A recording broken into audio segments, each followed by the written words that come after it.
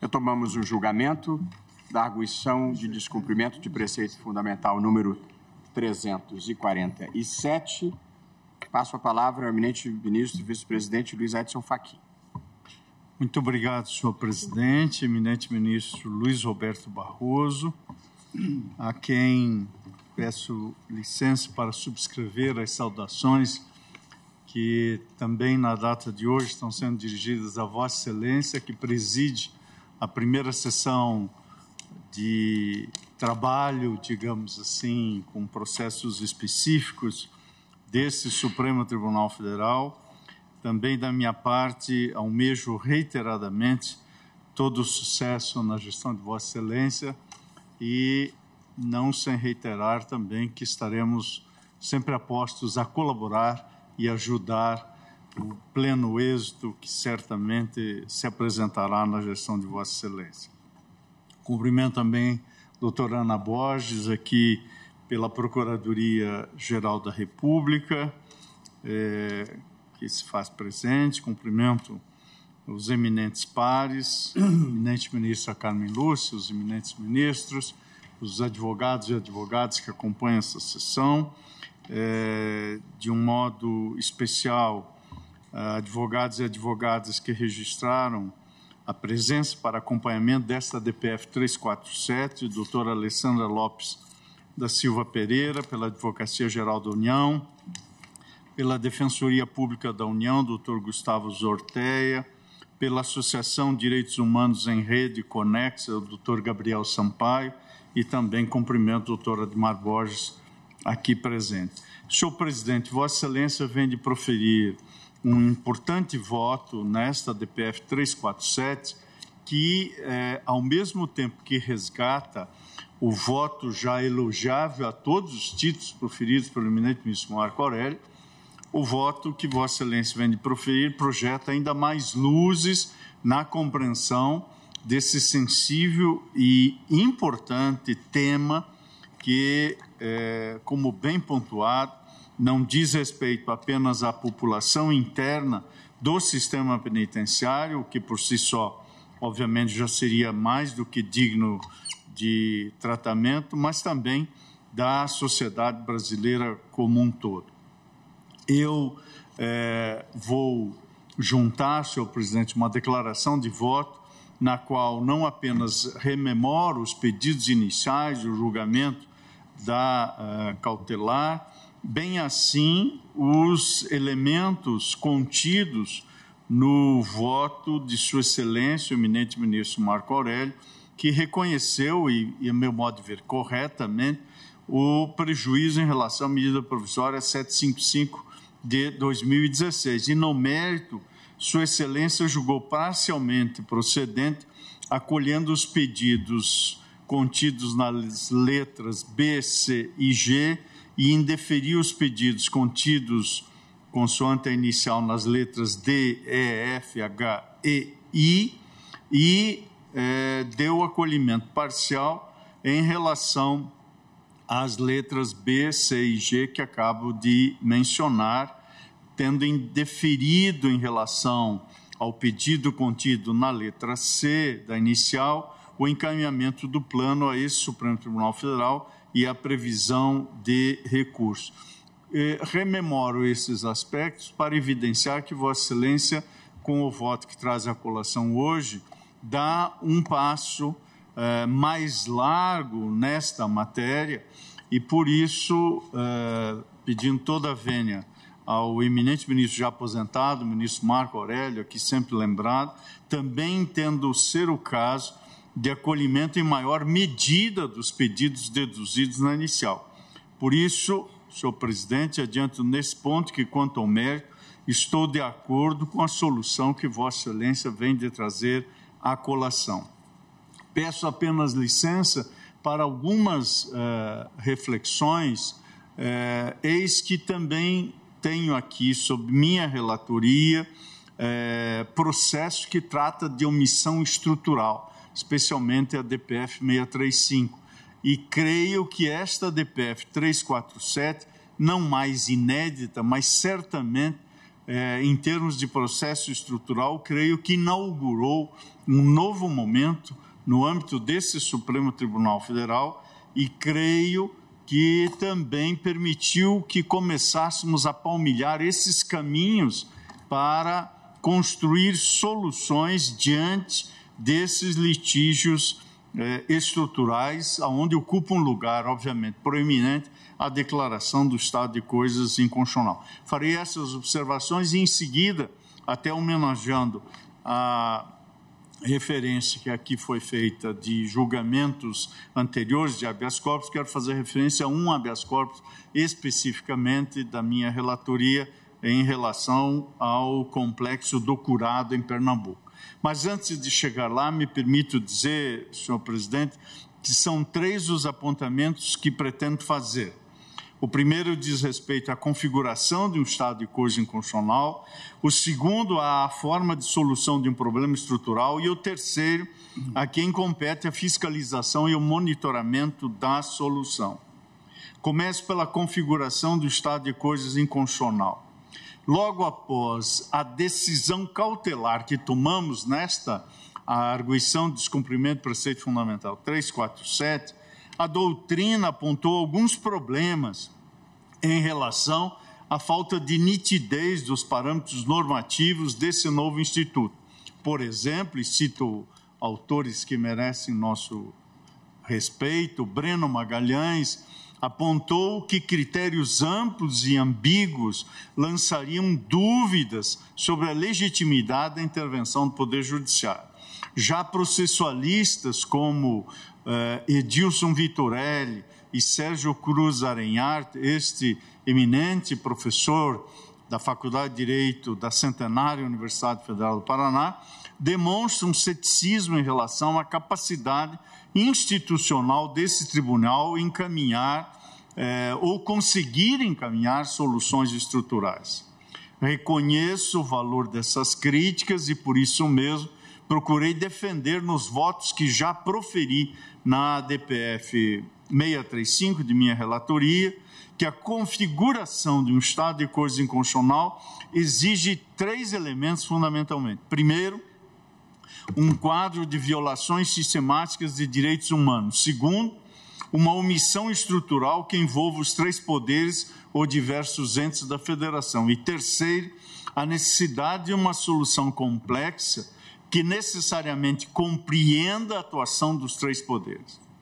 E realço que esses 3 elementos não consistem apenas num amontoado de tijolos retóricos, eles fazem parte de uma construção argumentativa racional e sólida, eis que, nesta medida, o conceito de violação sistemática foi trazido do direito internacional dos direitos humanos e serve para se imputar responsabilidade ao Estado pelo quadro de violações.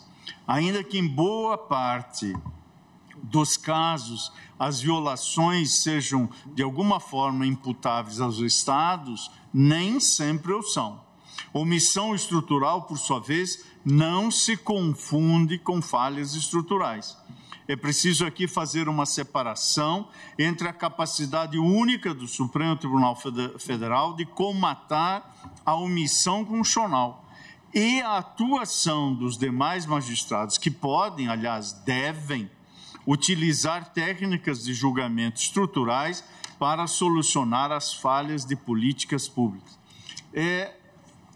Esse é o estágio de desafios que nessa quadra da vida encontra-se o Supremo Tribunal Federal.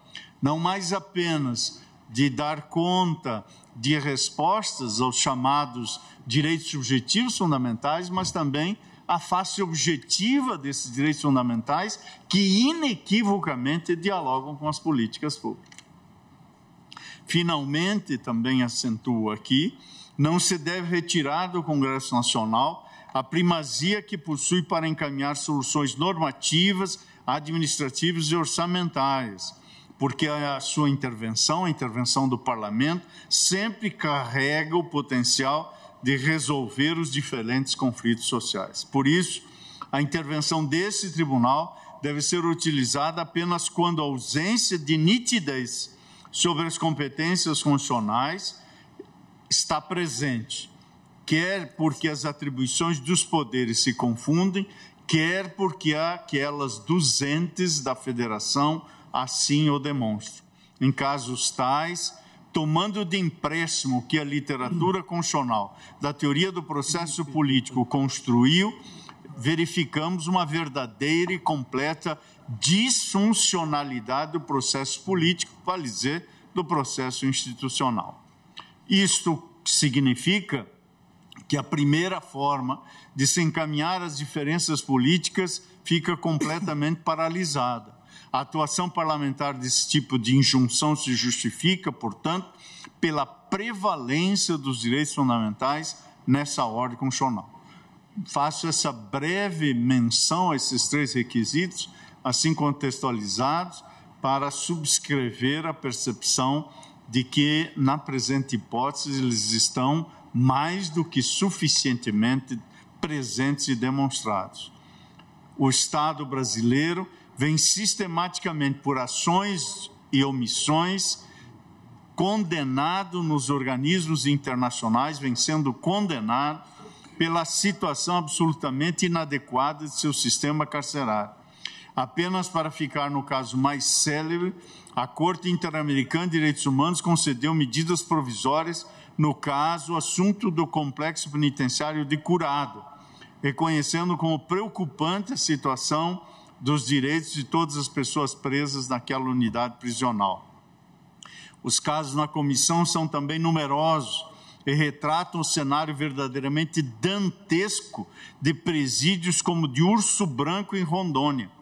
Os relatórios feitos pelo Conselho Nacional de Justiça retratam um cenário que, embora localizado em uma unidade da Federação, é bastante comum a todas elas, como lembrou Sua Excelência, o eminente ministro Ricardo Lewandowski, no brilhante voto que proferiu no tema 220, ao ler trecho da inspeção feita em uma unidade de internação socioeducativa no Espírito Santo. Como esse relato fala por si só, permito reproduzir aqui o que Sua Excelência, o ministro Ricardo Lewandowski, naquela ocasião, trouxe a este plenário. Abro aspas. É grave a situação das instituições socioeducacionais sem qualquer separação de idade e complexão física. Não há separação entre educandos maiores e menores. Na unidade de internação socioeducativa, alguns deles dividiam o mesmo espaço em contêineres a céu aberto. 2 dessas caixas metálicas estavam expostas ao sol, sem banheiros e sem água encanada. Nessas condições, eram obrigados a defecar e urinar dentro do próprio contêiner. E ao início do dia, o piso era lavado e os excrementos depositados ao lado das caixas metálicas. O cheiro é repulsivo. Uma das celas estava fora de prumo e os excrementos dos adolescentes ficavam acumulados como um córrego no canto sulcado do caixote. Alguns adolescentes vomitavam. Falta-lhes ainda tratamento condigno. Vários menores estão em contêineres. 2 desses módulos estão expostos a intempéries climáticas. Sob o sol, o calor dentro da caixa chega a 50 graus, fecho aspas. Desse relato, cujos adjetivos seriam poucos para qualificar a situação aí vertida. Mas não é só isso. Além disso, a execução penal é um problema que desafia o federalismo brasileiro. Se, de um lado, cabe aos estados a construção e a manutenção de unidades prisionais, a política penal é, em regra, matéria federal. Os estados não possuem recursos e os municípios não querem, em regra, novos presídios em suas circunscrições. A União, por sua vez, financia obras, mas não a manutenção, onde estão os verdadeiros custos do sistema prisional.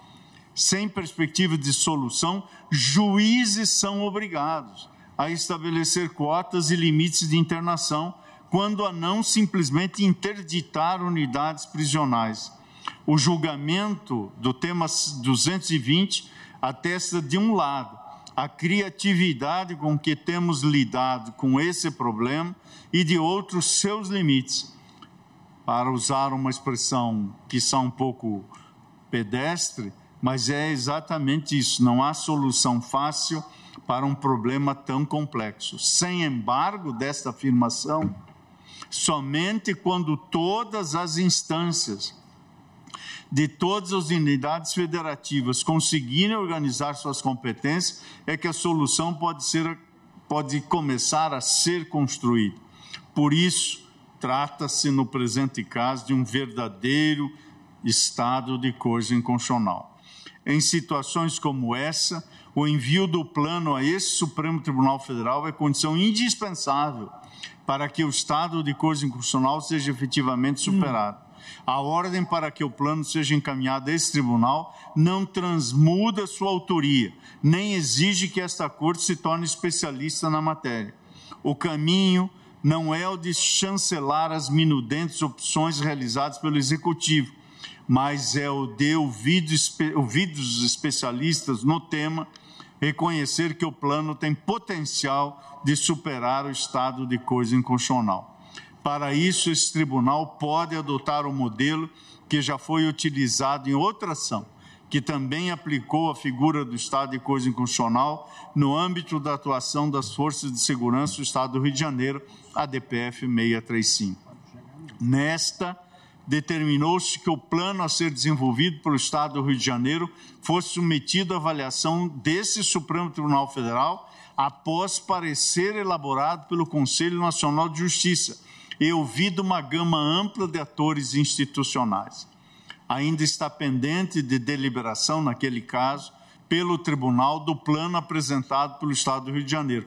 Mas não há dúvidas que será justamente sobre o conteúdo desse plano que a Corte se manifestará.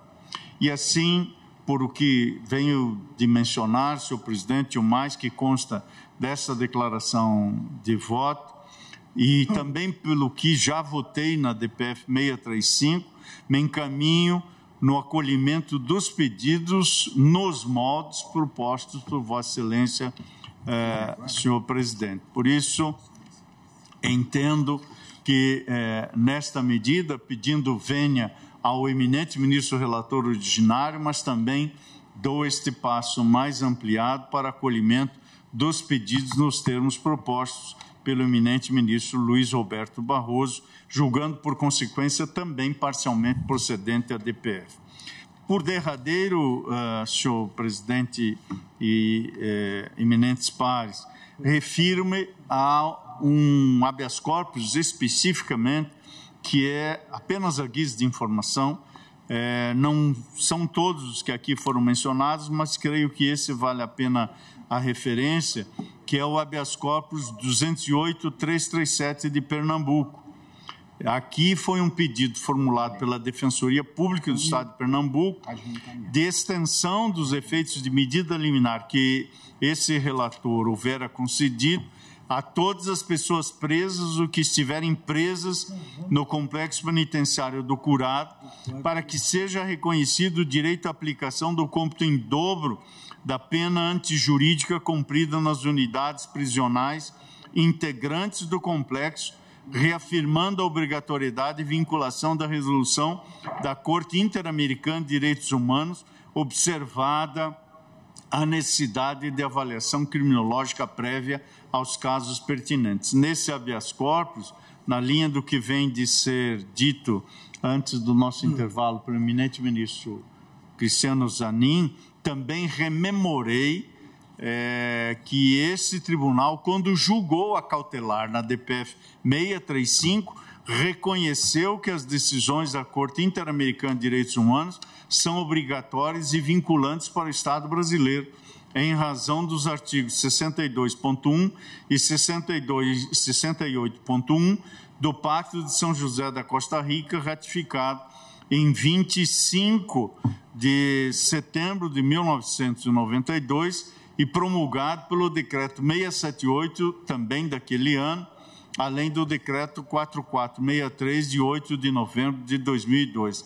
Apenas para rememorar, a Corte Interamericana determinou, no seu item 4, que o Estado brasileiro, deve tomar todas as medidas necessárias para que, em atenção ao disposto na súmula vinculante número 56 do Supremo Tribunal Federal, a partir da notificação da presença de resolução, não ingressem novos presos no complexo de Curado. Aí a preocupação que veio no voto do eminente ministro Luiz Roberto Barroso quanto à questão atinente ao ingresso.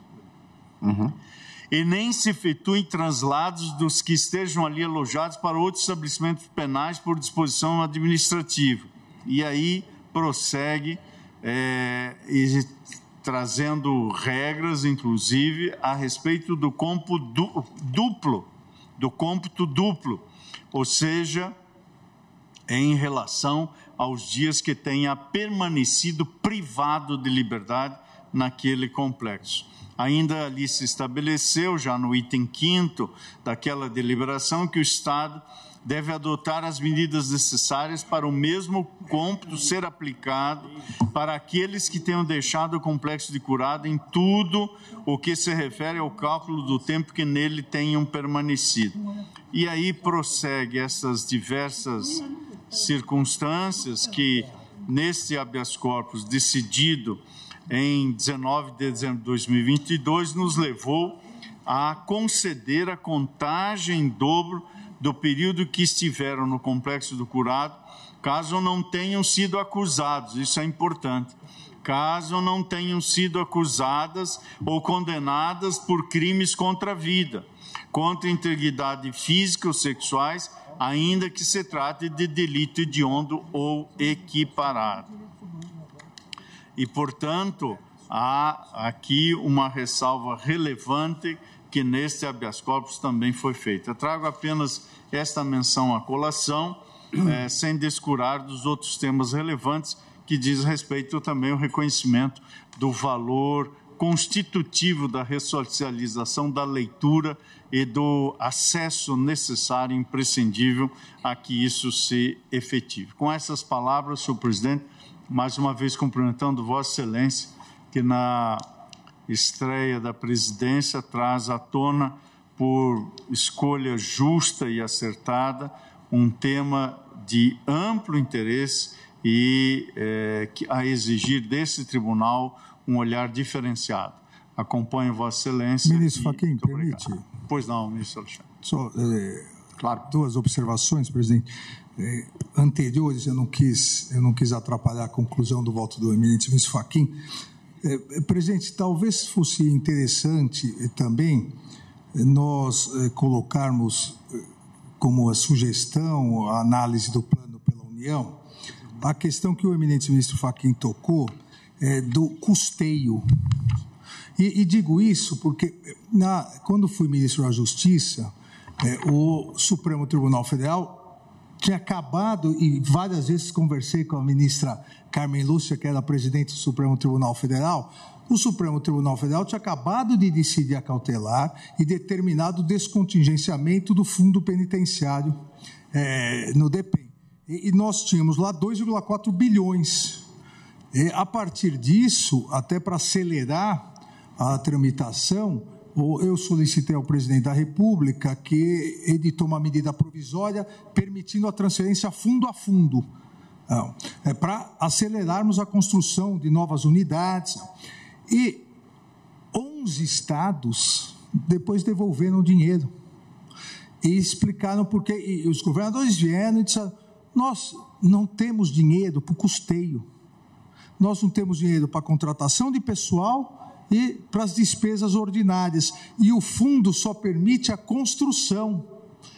Então, se nós conseguíssemos, até por indicação do Supremo, uma alteração legislativa que permitisse esse equilíbrio, ao invés de construir, vamos dizer, 500 vagas, construiria 100 vagas, mas garantiriam uma parte do custeio, porque 11 estados devolveram integralmente o dinheiro, exatamente porque não tinham um tostão para o custeio.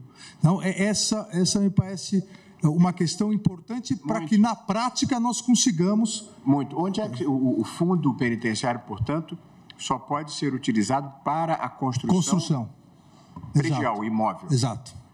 E não pode ser contingenciado. Não pode mais ser contingenciado. Não pode ser contingenciado, mas o que Vossa Excelência está propondo, a previsão do fundo, da destinação do fundo penitenciário está em lei. Portanto, nós estamos falando de uma mudança legislativa. Exatamente, uma indicação para que possa essa alteração, inclusive poderia por medida provisória, eventualmente, mas que possa também auxiliar o custeio. Senão, os estados que não têm condição devolvem.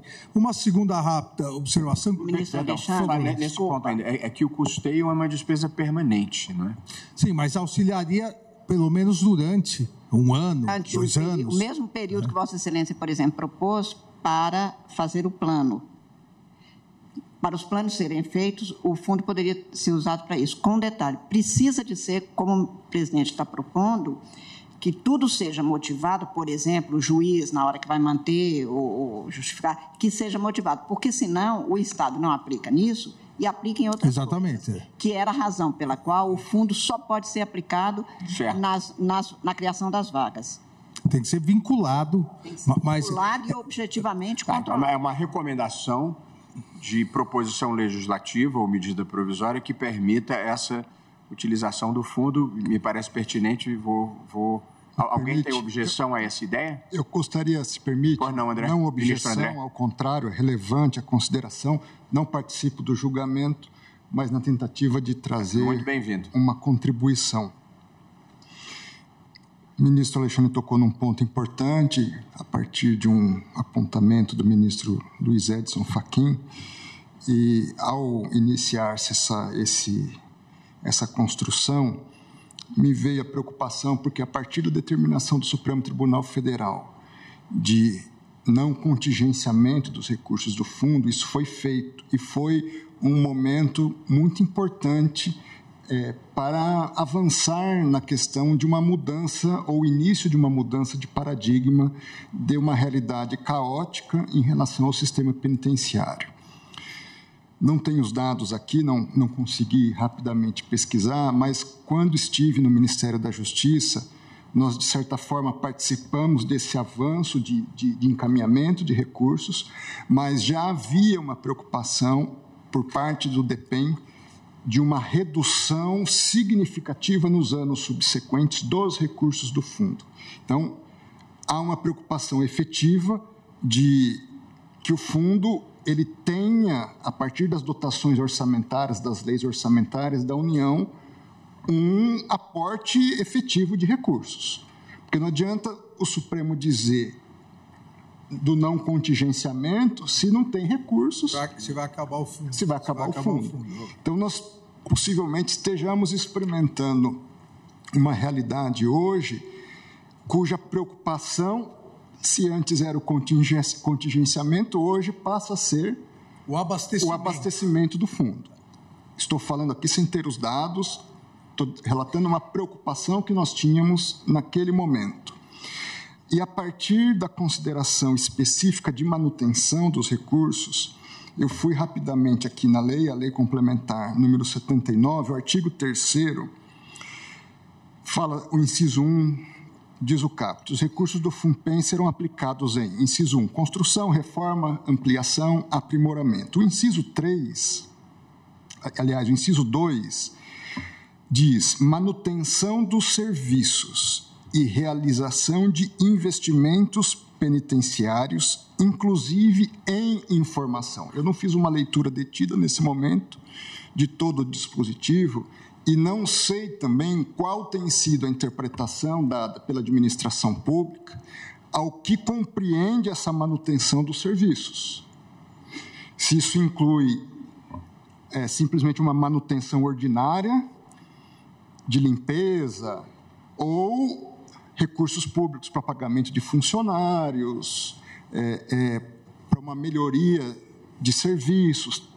Tem um outro inciso que acho que fala em treinamento, ou seja, nós precisamos, talvez, seja uma oportunidade de, no âmbito desse julgamento, talvez à luz desse dispositivo ou de outro dispositivo que tenhamos na lei específica, de dar a devida amplitude que, no entendimento do Supremo, corresponde a essa manutenção do sistema como um todo.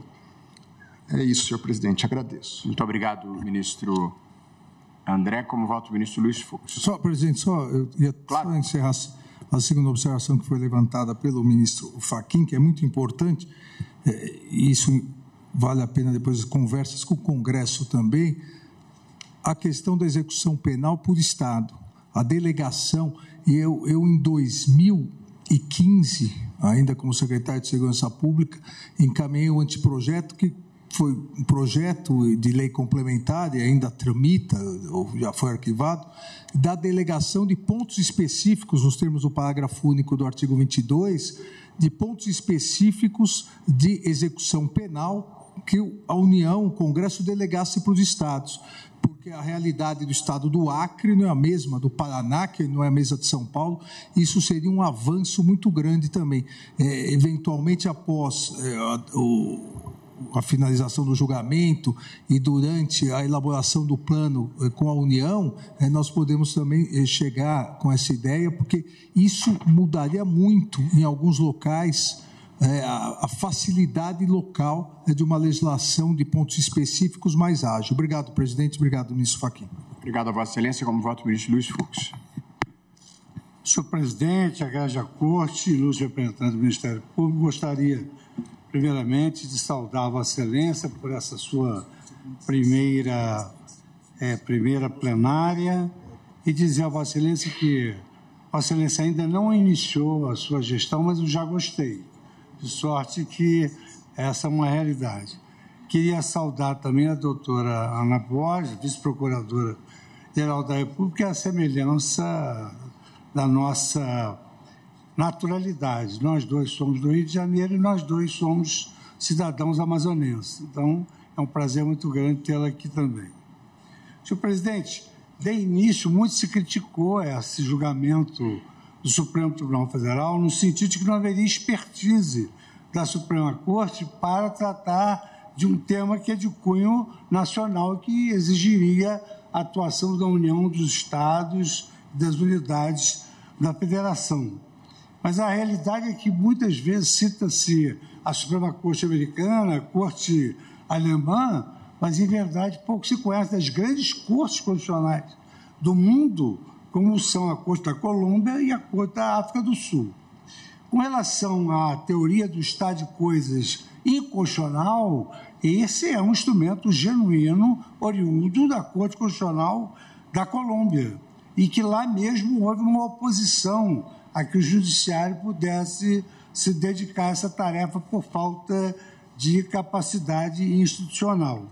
E aí eu colho que tanto na doutrina do estado de coisas inconstitucional como na discussão comparada, os casos estruturais estão marcados, em primeiro lugar, por uma situação de fracasso generalizado das políticas públicas de violação reiterada e massiva de direitos. É o caso da questão presidiária e penitenciária do Rio de Janeiro.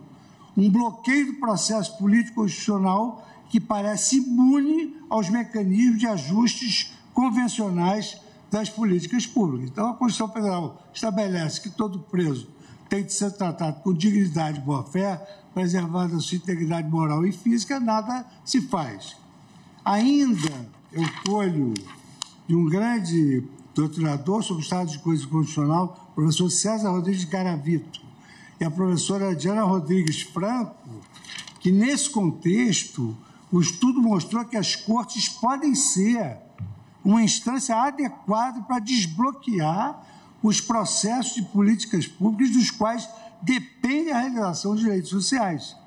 Segundo, quanto ao procedimento de intervenção judicial nesses casos, a análise revela que os processos de desenvolvimento e implementação de decisões que incluem oportunidades de participação e deliberação pública para todos os atores pertinentes têm o potencial de aprofundar a democracia, e é o que nós estamos fazendo aqui no Supremo, aprofundando a democracia, nos dedicando a um tema tão candente. O que se propõe, na verdade, é um ativismo judicial dialógico, ou seja, o judiciário constata a violação de direitos fundamentais e tem o dever de determinar, aliás, até porque provocado pela DPF, tem o dever de determinar a correção dessa situação pelos demais órgãos estatais, porém dialogando com o Executivo, Legislativo, a sociedade, para a definição desses meios adequados, bem como controlando esse procedimento. Aliás, os meios adequados, senhor presidente, eu tenho a impressão que essa modulação tem de ser percúnia mesmo, porque vários colegas trouxeram inúmeras colaborações sobre como deve se regular essa política pública. Então, cabe efetivamente a nós essa função. E eu me recordo, senhor presidente, nós lá na própria UERJ discutíamos a eficácia das normas constitucionais, que elas eram programáticas, que o judiciário não poderia impor políticas públicas. E a imposição de políticas públicas começou exatamente naquele caso Grootman, da África do Sul. E, então, é impressionante como a Colômbia está avançada nesse particular. Então, vejam os exemplos do Tribunal da Colômbia em matéria de estado de coisas inconstitucional. Primeiro, na Colômbia, onde surgiu essa teoria, foi aplicada nos seguintes casos. Primeiro, falta de filiação de professores a fundo de pensão específico. Inobservância do direito de petição por instituição pública de previdência social. Condições desumanas de encarceramento de presos, que é o nosso caso. Não convocação de concurso público para atividade notarial. Falta de pagamento de vencimento de servidores do município. Falta de proteção aos defensores de direitos humanos no país. E falta de atenção integral à população sem teto. Quer dizer, isto foi determinado pelo Judiciário, a realização dessas medidas que compõem as políticas públicas diante desse estado de nação do poder público que gera o estado de coisas inconstitucionais.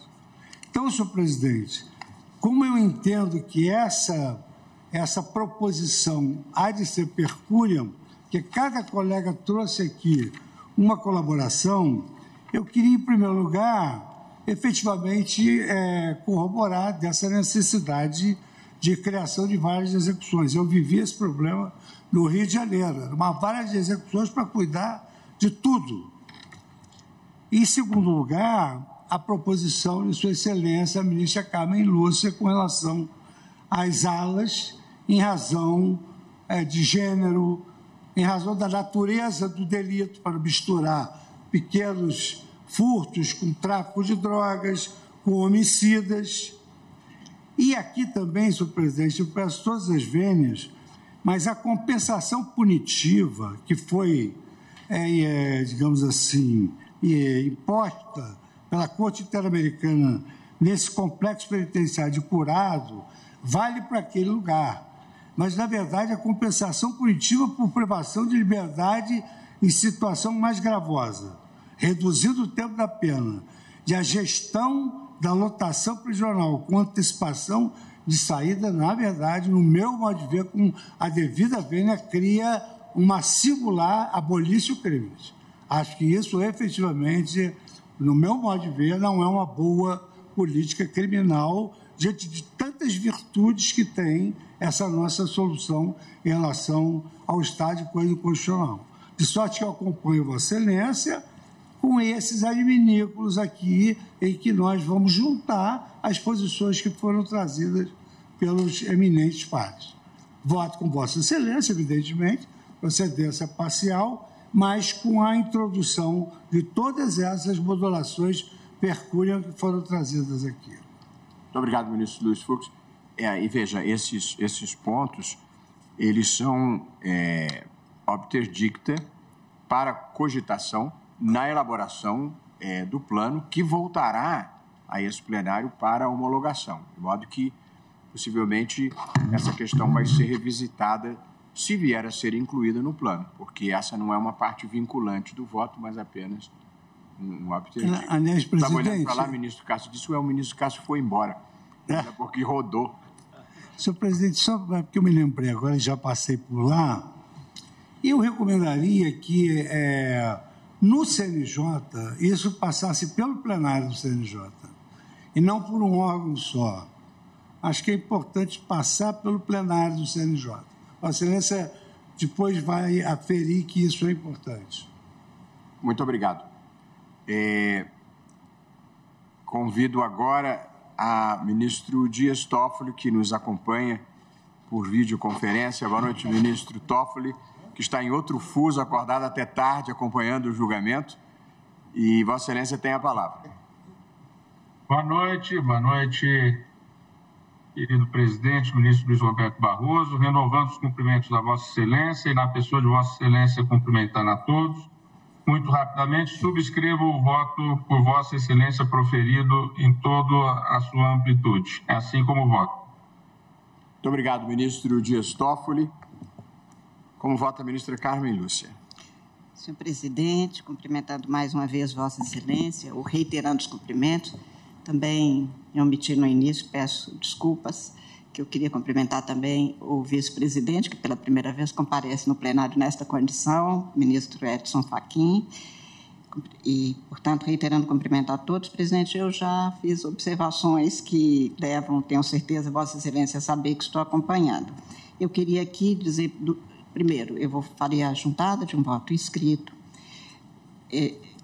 Quanto ao estado de coisas inconstitucional, Vossa Excelência começou afirmando que os presos são tratados, em grande parte ou na grande maioria, lamentavelmente, melancolicamente, como bichos, foi a expressão que Vossa Excelência usou. Se verificar a legislação brasileira, 9.605, basicamente, vai se ver que lembra sempre o doutor Sobral Pinto, quando, no período da ditadura, dizia que gostaria que aplicassem aos presos o que era aplicado aos animais. Eu acho que é um pouco isso aqui que a gente tem, em grande parte, quando a gente adentra os presídios. Esta situação, portanto, exige o cumprimento da Constituição, como Vossa Excelência afirmou, reiterou, realçou, e é importante que seja reafirmado, o Supremo está julgando um caso constitucional, de acordo com a Constituição. E por isso mesmo é que, acompanhando Vossa Excelência e também o ministro relator, na declaração, no reconhecimento do estado de coisas inconstitucional, pela violação reiterada aos direitos humanos, pela omissão estrutural e continuada quanto aos direitos constitucionais. Eu lembro, Vossa Excelência afirmou também, e o ministro Marco Aurélio já tinha dito, sobre a questão da impossibilidade de ressocialização. Pelo que ele passa naquela experiência trágica, pelo pós, porque o egresso no Brasil é vítima de preconceito, e eu estou utilizando a palavra vítima no sentido mais integral da coisa, quer dizer, o Supremo Tribunal, desde a gestão do ministro Gilmar Mendes, tem o projeto Começar de Novo, exatamente porque se a sociedade não der possibilidade de a pessoa voltar a ter uma vida normal, a dificuldade é enorme de nós alterarmos esse estado de coisas inconstitucional. Neste caso, não por uma inconstitucionalidade do Estado, mas uma inconstitucionalidade que vem de um preconceito reiterado que se volta contra essas pessoas. Isso também precisa de ser afirmado. E recuperando um dia, me disse, presidente, que os senhores ficam falando de ressocialização, ele me disse, nós nunca perdemos a socialidade, só que aqui dentro eu só tenho como me socializar com os meus colegas. Por isso eu tenho que me unir a eles. E, na verdade, é um olhar dele sobre a experiência. Quer dizer, a gente fica olhando como se depois ele voltasse à sociedade. Ninguém vive isolado, eles muito menos. Num local que caberia 2 pessoas ou 4 pessoas, tem 20, ele se socializa do jeito que ele quer. E aí todo o caldo criminoso que Vossa Excelência descreveu, de serem verdadeiras escolas de crimes. E aí, presidente, eu acho que neste plano que Vossa Excelência propõe, que já está sendo aceito, é preciso que não o Judiciário, mas o Poder Executivo, ao elaborar estes planos, leve em consideração as profundas viciosidades, para não dizer prática de infrações até penais, que há no sistema. Todos nós que fazemos visitas, frequentamos ou trabalhamos socialmente com essa matéria, sabemos que em algumas penitenciárias há tabela de preço para deixar um sair, para deixar o outro receber alguma coisa, para benefícios.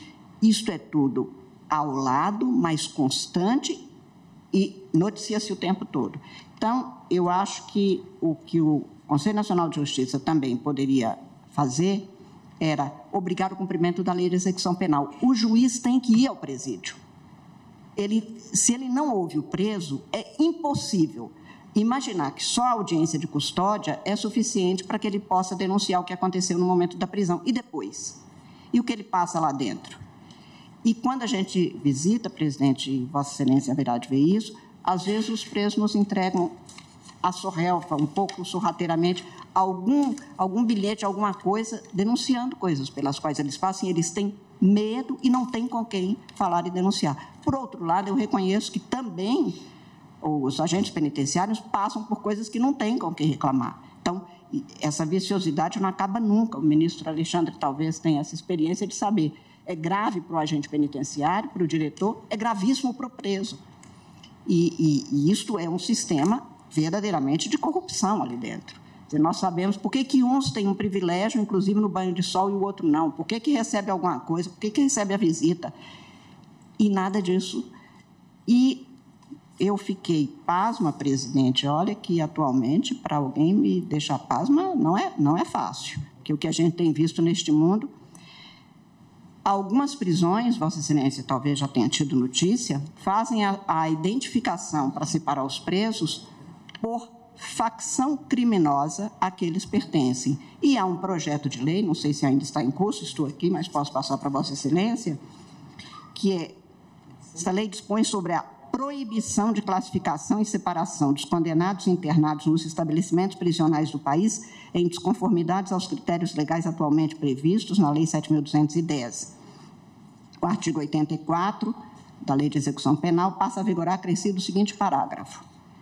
Parágrafo 5º, é expressamente vedada a classificação e separação de presos provisórios ou condenados, considerando o seu enquadramento em quadrilhas, facções ou qualquer outro grupo criminoso identificado, devendo ser observados rigorosamente os requisitos dispostos nos artigos tais do presente artigo. Sim, a Constituição diz que a separação ou que a identificação dos estabelecimentos se faz por delito, natureza do delito, idade, sexo, estão sendo feitos segundo, e já até me disseram, isto se dá porque se a pessoa for de uma facção criminosa e ficar na outra ala, deve ser isso mesmo, é isso, ministro Alexandre? Se ele diz que é de uma facção criminosa e vai para uma ala que tem um predomínio, ele vai ser... Isto virou critério, presidente. O critério é a qual facção criminosa. E tem um... O sistema está inteiramente contaminado. Então, só para se ter uma ideia de que é possível fazer esta identificação para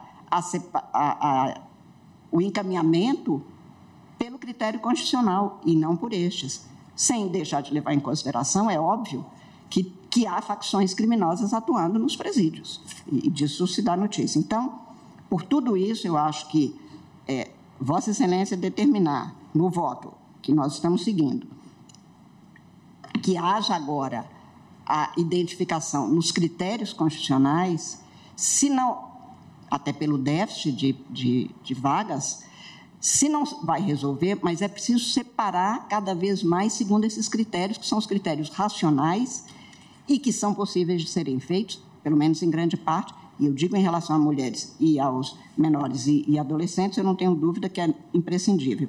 Também eu não sei como fazer, já discutimos isso em algumas dessas organizações, como fazer para ouvir as denúncias do que está acontecendo, e claro que o preso pode falar o que ele quiser, mas hoje ele não pode falar nada e não se sabe o que acontece ali dentro, de subjugação de uma pessoa pela outra, deste sistema de privilégios e benefícios contrários aos critérios legais, enfim.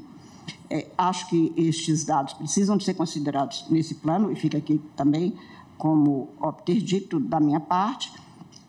E finalmente, eu acho que o que hoje se tem, que alguns se colocam entre os provisórios, alguns presos, em matérias que eu nem vejo mais sentido no século XXI estar fazendo. Mas há um local, por exemplo, para prisão por dívida alimentícia. O Supremo já disse, esse plenário já disse que ainda é possível. Eu acho isso uma coisa complicadíssima.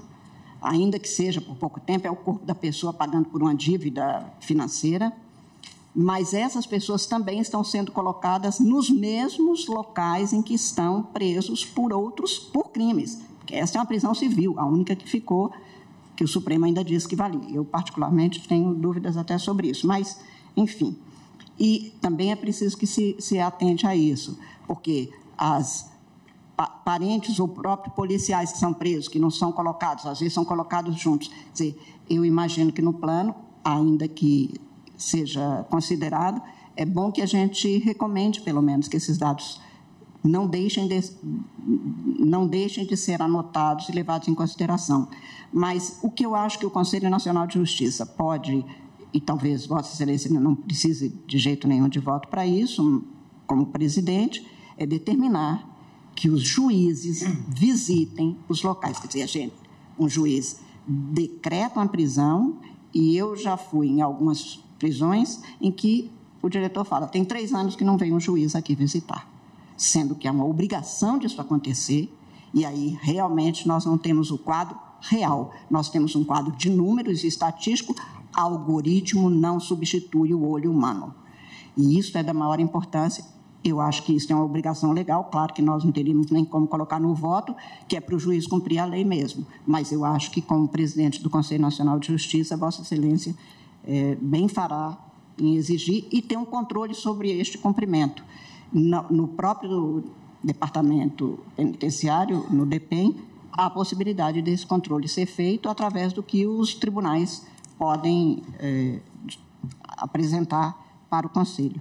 Mais, senhor presidente, como eu disse, eu estou acompanhando o voto de Vossa Excelência e, mais uma vez, cumprimentando não apenas pela estreia na primeira sessão do plenário de trabalho, a Vossa Excelência, ao ministro Fachin, que também, tenho certeza, ajudará neste desempenho tão importante, e por ter trazido um tema tão necessário, tão central para a segurança de todos, incluídos aí os que erraram e que precisam de ser recuperados.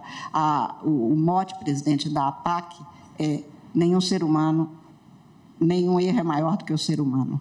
A prisão é para que o erro seja devidamente pago naquilo que é débito com a sociedade, mas que não seja a destruição do ser humano. Acho que o que Vossa Excelência traz é exatamente esta ideia. Muito obrigada.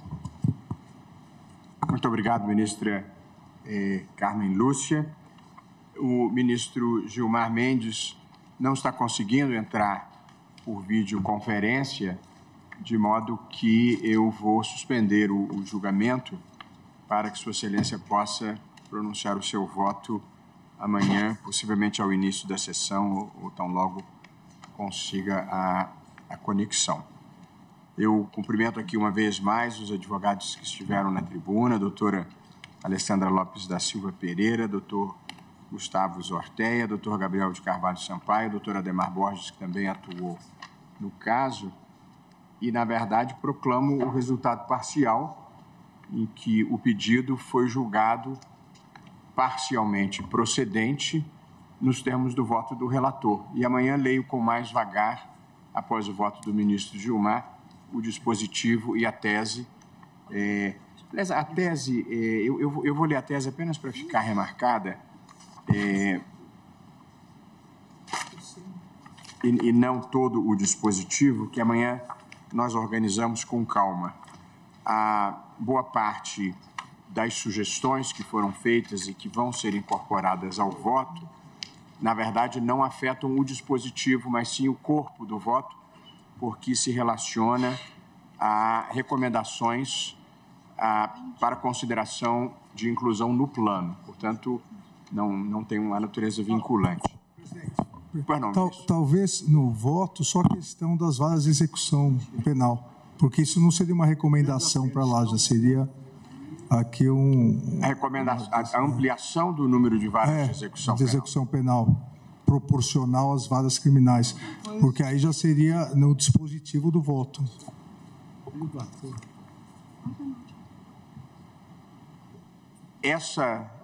Porque nós, nesse momento, estamos determinando à União e ao Conselho Nacional de Justiça que elabore um plano e sugerimos alguns pontos para serem incluídos no plano.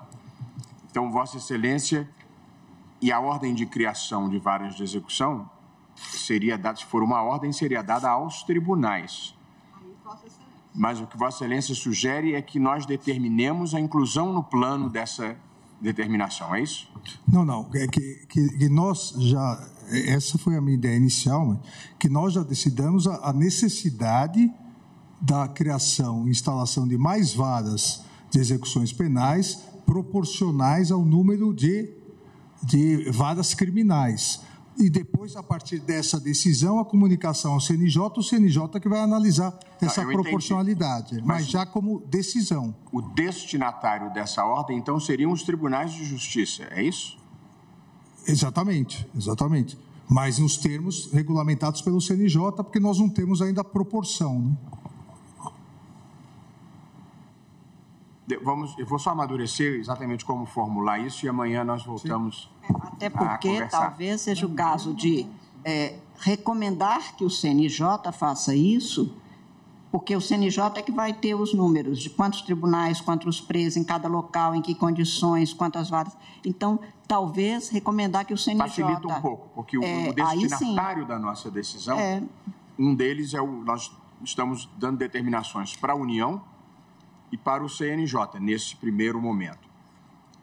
De modo que talvez determinar ao CNJ que faça esse estudo e a consequente determinação de criação, talvez seja uma formulação mais adequada. Pode ser. Ok. Então, vamos... Senhor presidente... Pois não, ministro Toffoli. Só para registrar, amanhã, no horário que inicia a sessão do Supremo Tribunal Federal, será a abertura do congresso que eu participo aqui na Universidade Complutense, junto com a Corte Constitucional Espanhola. Então, desde logo eu registro que eu estou de acordo com a tese e com o acordo que vier a ser proferido nas adaptações do que for apresentado hoje, desde logo. E assim que me desvencilhar do evento, tento entrar na sessão mais ao final. Muito bem, muito obrigado, ministro Toffoli. Mas há razoável consenso já fixado agora sobre a necessidade da ampliação das varas de execução penal. Portanto, amanhã será apenas uma questão de forma, de como formular esta proposição. Mas já temos a concordância de Vossa Excelência. Muito obrigado. Eu não esqueço da senhora em hipótese nenhuma. Eu agora concedo com muito prazer a palavra à senhora vice-procuradora-geral da República, doutora Ana Borges Coelho Santos, que nos honra com a sua presença e com a sua estreia na nossa bancada e que pede a palavra. A honra é minha, presidente. Excelentíssimo senhor presidente do Supremo Tribunal Federal, ministro Luiz Roberto Barroso, excelentíssimo senhor ministro, vice-presidente desta casa, ministro Edson Fachin, excelentíssima senhora ministra Carmen Lúcia, senhores ministros. Então, repito, a honra é minha de estar nessa casa. E, mais do que honra, é uma alegria de grandes proporções inaugurar minha presença nesta casa, também com a primeira sessão de julgamento do novo presidente, do novo vice-presidente, e que honram não só o Supremo Tribunal Federal, mas toda a magistratura brasileira como representantes de que o Supremo Tribunal Federal ele é o reduto do cidadão, é o reduto de que a Constituição será cumprida e que a ordem constitucional será mantida. Então, é com muita alegria, mas eu não poderia deixar de dizer mais algumas palavras aqui. Então, eu vou pedir vênia. Primeiro, ministro, a minha admiração, ministro-presidente, minha admiração vem dos bancos da academia. Quem passou pelos bancos da academia e não conhece, pelo menos algum dos seus trabalhos, está um pouco perdido no constitucionalismo brasileiro e, com toda certeza, precisa um pouquinho mais conhecer sobre o que são os direitos fundamentais, na nossa visão dos direitos humanos, depois que eles passam a integrar o nosso ordenamento. E nesse ponto, aí eu vou repetir, o Supremo Tribunal Federal se engrandeceu com a sua presença e mais ainda agora que Vossa Excelência está na presidência. E não é por acaso que Vossa Excelência escolheu para o primeiro julgamento esta ADPF, que ela representa uma realidade que muitos brasileiros não conseguem enxergar. Há, sim, violações massivas de direitos fundamentais no Brasil. Direitos humanos naquela concepção bem geral, na concepção internacional. Há, sim, violações massivas de direitos humanos e de responsabilidade do Estado, porque as políticas públicas aí mostram que há falhas estruturais na sua formulação ou na sua execução, seja por falta de recursos, seja por um planejamento ou uma elaboração inadequada, seja por não refazimento daquelas políticas públicas que mostram que não foram ou que não são adequadas. E isso, muitas vezes, não chega do outro lado no cidadão. Então, o primeiro julgamento, ele mostra e vai retratar a sociedade brasileira que precisamos ter esse olhar para o menos favorecido e para aqueles que estão em sofrimento em razão dessa lesão, que é uma lesão massiva. Daí a construção que vem do direito norte-americano e das structural injunction, e que nós lembramos que o grande ápice foi justamente com a segregação racial. Não basta que uma Corte Suprema diga que não pode segregar, é preciso trazer políticas públicas, trazer a construção, dar o caminho para que as políticas públicas sejam construídas, para que haja a dessegregação, para que possamos mudar esse panorama. E, neste momento, eu gostaria também de parabenizar o ministro Fachin. Eu atuei pelo Ministério Público, pela Procuradoria-Geral da República, na ADPF 742 dos quilombolas, que é da sua relatoria, Excelência. E aí presenciei como é difícil fazer a construção em conjunto, porque as lides estruturais se prestam a que a formulação de soluções seja dada em conjunto. Não adianta o judiciário dizer faça isso se falta recursos, se falta plano de execução. E Vossa Excelência precisou em determinado momento no grupo de trabalho, firmar decisões para explicar o que é uma lide estrutural, onde o diálogo é essencial e a boa vontade, e muitas vezes é o que falta, é boa vontade para resolver o problema. E aí, mais um motivo a me cercar, integrei o Conselho Penitenciário do Estado do Amazonas por quase 8 anos, como Ministério Público Federal. E as reuniões do Conselho Penitenciário, isso década de 90, eram feitas dentro do presídio, pelo menos uma reunião semanal. Então, quem não entrou... E a situação, pelo que se vê hoje, é muito pior do que era na década de 90. Quer dizer, nós não avançamos, ao contrário.